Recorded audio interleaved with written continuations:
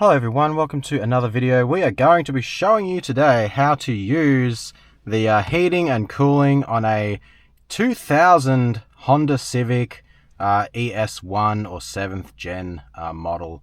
So this is how to use the heating and the control buttons on here. So first of all, we have this one here. This button here activates your actual fans, so you can turn that up. All the way is obviously higher and low is low and off is off. So you want to turn that one on, obviously. And second one we have here is the heating and the cooling. So up is hot, down is cold, okay? So keep that in mind. Third button over here we have, this is the selector. So if you want to use your front demister, this is the one here, this one right there, guys. And over here is for front diminisher plus legs. We have legs down here. We have torso and legs, and straight as well, just torso down the bottom. So you can select those and do it to where you want to have it. Me personally, I like to have it right there.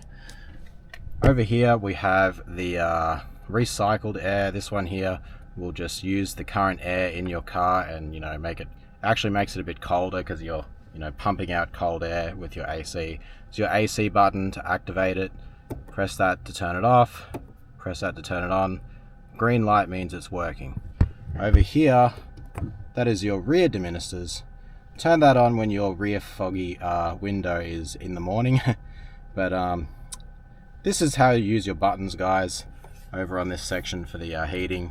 And this one over here, even though it's got nothing to do with it, that is your hazard lights, guys.